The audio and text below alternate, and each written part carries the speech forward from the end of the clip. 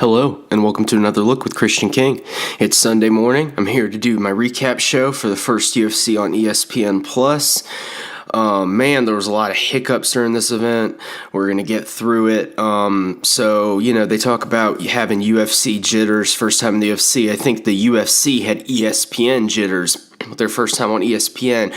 A lot of mispronunciations, a lot of hiccups in the broadcast, Bruce Buffer calling Jojo Calderwood, Joanne Go-Go Calderwood twice, not once but twice. We had multiple kind of misspeaks on the broadcast, kind of kept hearing people fumbling over their words. I think that's was probably some nerves on the side of everyone with their first time on the UFC, the UFC's first time on ESPN.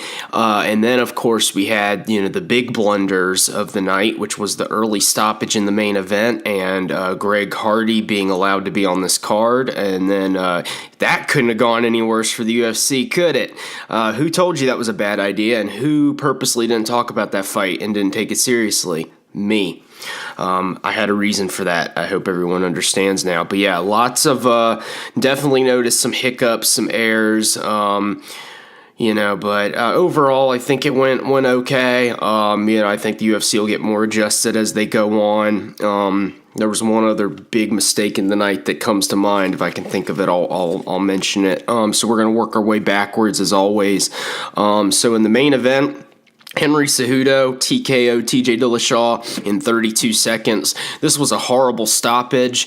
Dillashaw mostly just got pushed to the ground. He was getting hit. Obviously, I'm biased because I love watching Dillashaw fight, but this couldn't have gone any worse for Dillashaw or the UFC. They wanted him to win. The ref made a terrible mistake stopping that fight so quickly. They should have allowed it to go on. What a disappointment. Thank God the ESPN pacing is better than the Fox pacing, or otherwise I'd be really mad because I would have been up till 2 a.m. waiting to see that nonsense, that terrible stoppage. But fortunately, the pacing on ESPN seems to be much better. We were getting to the main event by about 12:05 on a 6-fight card. So what is there to say about this one? Nothing. Not really. Dillashaw did look great making the weight. It does seem like his team had that right. I do think he can continue to fight at flyweight if he wants to. But I also do think that he probably got clipped. That behind the ear punch affected him more than it would have at bantamweight. Cejudo is also pretty powerful, but this was just really disappointing to me. This was about the worst outcome that I could have imagined for myself as a fan. I was really looking forward to this fight. I can't believe it went down like that. What a disappointment. What a poor stoppage. You got to let them keep going. Dillashaw has, you just got to let him keep going. I don't know what the ref was thinking, stopping that fight so quickly. All right, well, nothing else really to say about that one. Who knows what'll be next? My guess would be the rematch will be next at 135. Okay, I don't know what's going to happen to flyweight. There's not much I can talk about right now until they announce something. So we're going to move along. I'm going to get a little cold brew real quick. All right. So then, in the S show of the night, Alan Crowder defeated Greg Hardy by getting hit with a brutal illegal knee and having Greg Hardy disqualified. So what can we say about this fight? Greg Hardy came out to the cage looking like an absolute clown. He had his hood up. He's doing some gangster rapping and looking all cool and singing his own song in. He gave himself a nickname that this dude does not understand how the sport works at all. That is not how people want you to act. He got booed by the crowd. Alan Crowder came out. The crowd cheered him. Everyone wanted him to win. And then what happened is Greg Hardy just started trying to kill him. There was no real technique there. He was just trying to kill him, and he was unable to kill him right away, and because of that he started to get tired, and then Alan Crowder got confident, and Alan Crowder was able to get the takedown on several occasions, and then in the second round just starts walking Greg Hardy down, talking shit to him, excuse my French, but yeah, he was letting him have it. I would love to know what he was saying. Possibly something about Greg Hardy's past indiscretions with domestic violence. I know if I was Alan Crowder, that's probably what I would be saying. Maybe walking him down saying, hey, it's a little harder to hit someone that's actually your own size, isn't it? Something like that. That's what it sounded like he was saying to me. He was definitely talking some smack to Greg Hardy, walking him down, lighting him up. They end up in a scramble, and Greg Hardy throws a blatantly illegal knee. The second worst foul I've ever seen in MMA. The worst foul I've ever seen in MMA is, of course, Li Jingliang's infamous eye gouge of Jake Matthews when he was stuck in a guillotine and dug his thumb into Jake Matthews' eye to get him to let go. But this is the second worst foul I've ever seen in MMA. You could maybe say the worst foul if you just want to take into account who it is committing the foul. Obviously, Li Jingliang seems like a much better person than Greg Hardy, if I had to guess. So, but the main thing about this was just that, was it intentional? That's kind of the only thing that we really need to discuss here, so we're going to get into that. So there's a few trains of thought here. So one train of thought would be it was completely accidental. To me, that's out the window. There's no way that you can completely accidentally knee someone in the head while they're down on the ground. Like, you know the rules. The second school of thought, which is probably the most likely answer, is that it's an experience. He thought that Alan Crowder was getting up to his feet, and it seemed to him like he was timing the knee correctly, and it was all going to work out. And then the less likely, but in my opinion, if I had to put my mortgage on it, I would go with this. I could be wrong. I think that he was getting tired, he was panicking, he was starting to lose the fight, and he committed a foul intentionally that he knew was a foul, hoping that he could get away with it, or that at least it would save him from getting walked down and knocked out by this less athletic, smaller man. I think that was intentional. I think that was dirty. I think it was disgusting. And I think it serves the UFC right that that's what happened when they put him in the main event. When this happened, I was on the couch with my wife and her sister, and I was thrilled. You can ask either one of them. I was so happy. I was so happy as soon as I saw that Alan Crowder was alive. I was so happy that this happened because it serves the UFC right for trying to put this dude in the co-main event of a historic card. That's what you get. You get a blatant, dirty foul by a questionable, unqualified fighter. That's what you get. So moving on past that, good job, Alan Crowder, by the way. And you know what? I'm bummed out. The one thing I am bummed out about is that I think if that foul hadn't happened and the fight had kept going, I think Alan Crowder was going to end up knocking Greg Hardy out before the fight was over. And that would have been lovely to see. So before that, we had a wrestle mugging by Gregor Gillespie as he defeated Yancy Medeiros. So I didn't pick the co-main event. We all know that because that was not a real UFC fight. But I was cheering for Alan Crowder. I picked TJ Dillashaw to defeat Henry Cejudo by decision. I'm not, that fight never got to play out. They stopped it too early, so who cares about that pick? And then I picked Gregor Gillespie to win a unanimous decision over Yancy Medeiros, and he stopped him in the second round, right at the end of the second round instead. Just absolutely put it on him. Great grappling, great control. Looked for a minute there like he was starting to have a little bit of trouble with Yancy's strength and athleticism. Yancy's definitely probably the biggest, strongest guy that he's ever tried to out-wrestle, but he was able to keep doing it. The only issue is that this guy's personality is non-existent. It's cool that he likes to fish or whatever, but I hope he enjoys never getting a raise or never making any more money. Because as long as you keep refusing to answer questions about your opponents and talking super just socially awkwardly and goofily in your post-fight interviews, you're not going to get any more money, you're not going to get any good fights, and you're not really going to pick up a big fan base. So,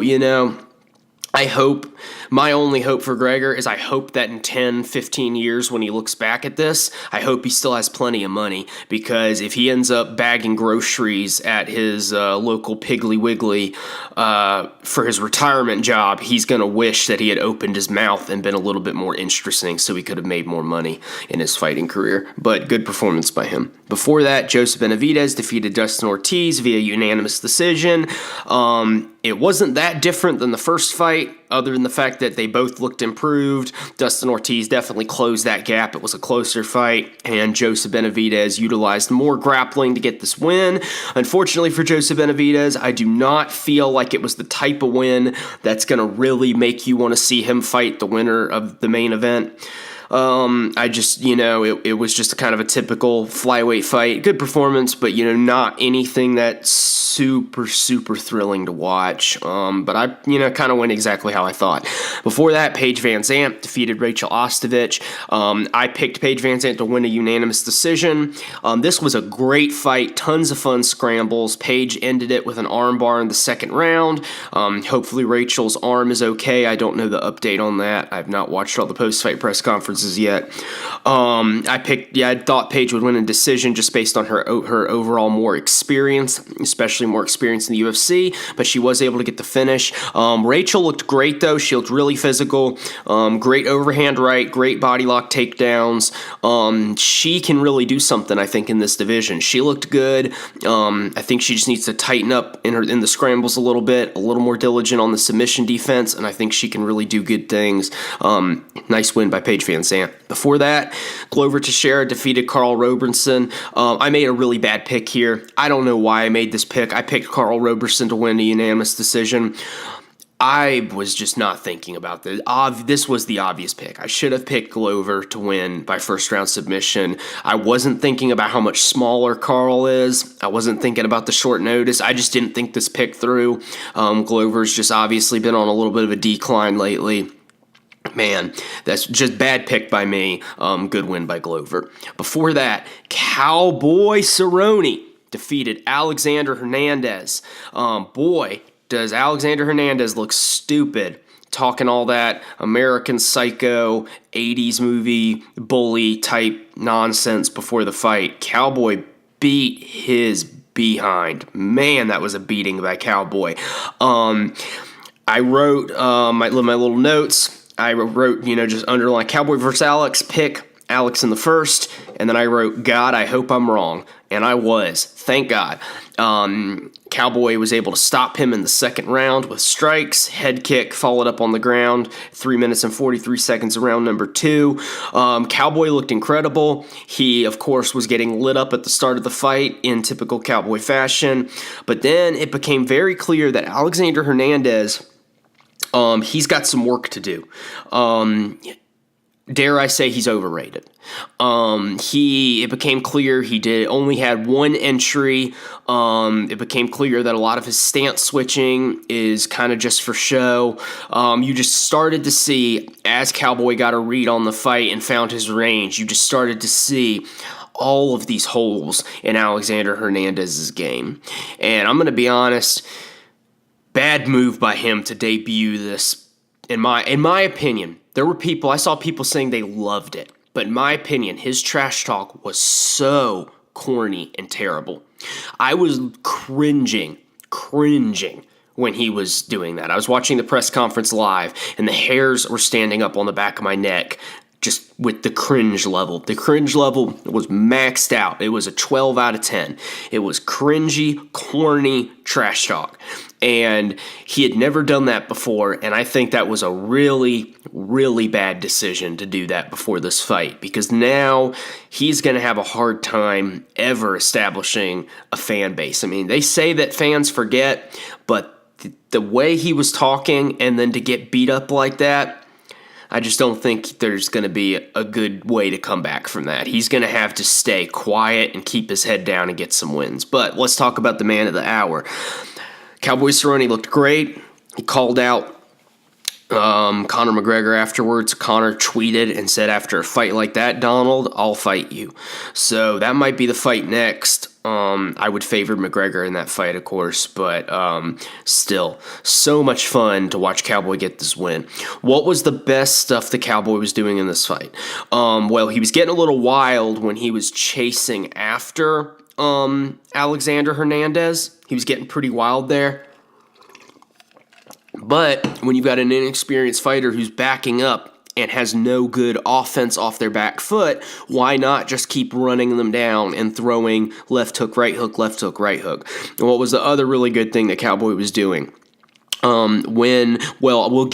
I'll rank them. So here was the second best thing Cowboy was doing, and then I'll give you by far the best thing Cowboy was doing. So the second best thing Cowboy was doing was he was using hand and wrist control on Alexander Hernandez. In boxing, you cannot grab the other person's hand and pull it out of the way, but in MMA, that's a great thing to do, and Cowboy was doing that to get his head kicks up there, but most importantly, he was doing that when they were in the clinch. He was grabbing Alex's hands and wrists and pulling them out of position so he could throw an elbow over the top of that hand that he just pulled out of position and land it clean. And then the very best thing that Cowboy Cerrone was doing is when he realized that Alexander Hernandez was only crashing the pocket in the same way over and over, he was just throwing that check knee just right up the middle, hard right knee. Just throw it straight up as Alexander Hernandez would run in, and it was hitting him in the sternum, solar plexus, gut area over and over and over and causing massive damage. Great fight by Cowboy Cerrone. Great win by Cowboy Cerrone. I can't wait to see what's next for him. Before that, Joanne Calderwood had a rocky start and then turned it around on Ariana Lipski and just really showed that she is not experienced enough in the grappling and wrestling defense department to be at this level yet. She needs a big step down in competition to build herself back up. This was dominance by Joanne Calderwood. My biggest critique of this fight is that Joanne Calderwood got her hair cut too early. She got her side of her head shaved and faded with a design. The problem is that she went early in the week to the barber, so by the time she was in the fight and they were interviewing after the fight, it had started to grow out to where you couldn't really see the pattern well, and it didn't look nearly as good as it did when she first got it done. So in the future, the way you need to do it is you either need to wait and do it like the Friday before the fight or even the Saturday of the fight, or you need to do it earlier in the week, and then you need to get it touched up again right before the fight. So yeah, that's the key there. Okay, then Alonzo Menifield defeated Vinicius Moreira. Just knocked him out silly. This dude is a terrible striker. I guess he's a good grappler, but he just looks like Frankenstein, talking about Vinicius, when he's striking. He just walks forward with his arms awkwardly up and just doesn't defend himself at all. But I'm going to say one thing about this fight, and then we're going to move on. Alonzo Menifield, I hope he learned a very important lesson, because what happened is he went crazy at the beginning of the fight, and then he definitely was tired by the time the fight was done. Good job for him getting the win, but I hope he remembers how tired he felt before the next fight, so that he doesn't start off his next fight going that crazy and getting that tired again. Because if this fight had kept going to the second, maybe even third round, he would have been exhausted. Before that, Corey Sandhagen defeated Mario Batista via armbar in the first round. That was about the 15th submission he went for. Corey came out looking great, loose with his striking, threw a double jumping knee up the middle, knocked out Mario's mouthpiece, knocked him to the ground, followed him to the ground, followed up with strikes, and then went for all types of crazy submission attempts until finally securing an armbar, which he transitioned to from a reverse triangle. It was very lovely. Good job by Corey. My thoughts on Corey Sandhagen is that he needs to, let's see how old this kid is. He was a basketball player who came into an MMA gym when he was 13 and then started training. And so he's 5'11", and he fights at 135 pounds.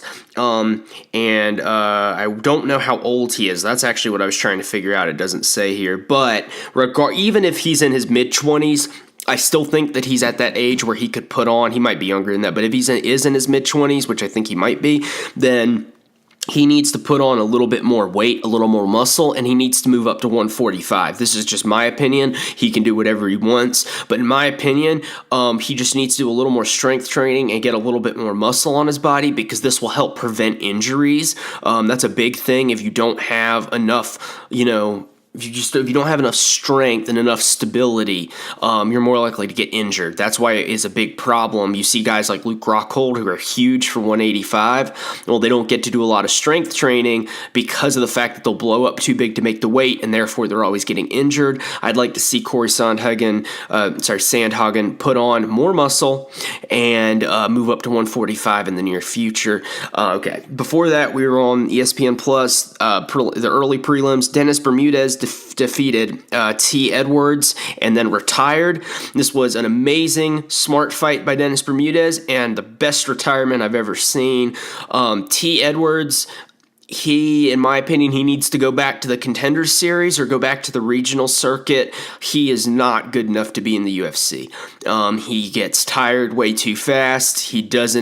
In my opinion, he just doesn't seem to want it as bad as some of these other guys want it. He really gave up on those takedowns later on in the fight and just decided that he was tired and he wasn't real willing to put in the effort to win that fight.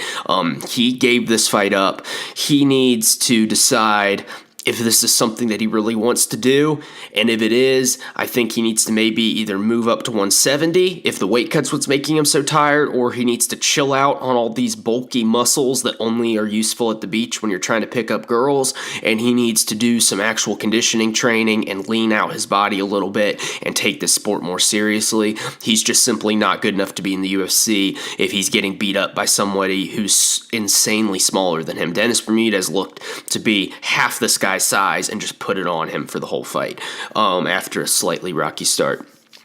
Great job by Dennis Bermudez. Before that, we had Jeff Neal defeating Bilal Muhammad. I should have made a pick in this fight. I don't know why I wasn't recognizing Jeff Neal. It was just because of how his name's spelled. When I was doing my preview show, I, for some reason, was forgetting that I actually am very familiar with him. Should have picked this fight. I would have picked Jeff Neal. Great win by Jeff Neal. He looked awesome here.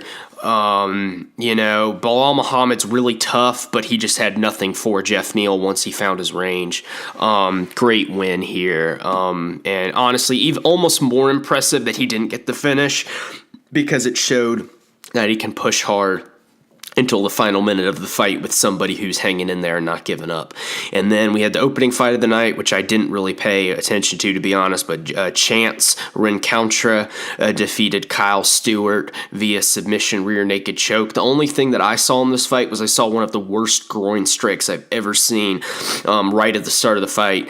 Kyle Stewart threw a kick, and Chance had awkwardly moved as he thrown the kick, and it hit him right in the cup, and it looked extremely painful. So I'm glad that Chance got the win, because after you get kicked that hard in the cup, if you lose after that, it's going to be hard to not feel like getting kicked that hard in the cup impacted your loss. I've got an extremely runny nose. I'm still recovering from a cold, so I'm trying to not sniffle into the microphone as I close out the show. The tissue box is out of range, so we're just going to power through here. So that's all the fights. Going back up to the top, hope the UFC is happy that they put Greg Hardy in the main event. What a dumb idea.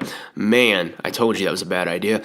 And then after that, we had the unfortunate early stoppage. So my theme of the night for this fight card was that it was extremely fun and entertaining, and then it was frustrating at the end.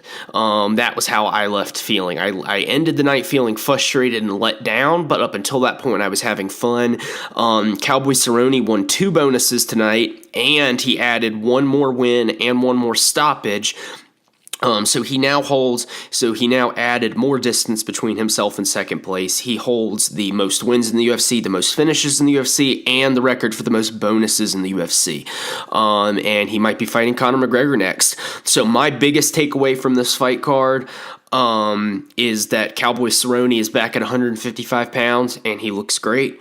That's the main thing I'm taking from here. So can't wait to see what's next. Well, let's see what's next with the flyweights. Let's see what they decide to do about the controversy in the main event. Do they just kind of let it go, or do they redo the fight? I don't know, but we'll see. Let's see. You know what? Before I get off here, let me just check the schedule coming up so I can let you know when I'll be back.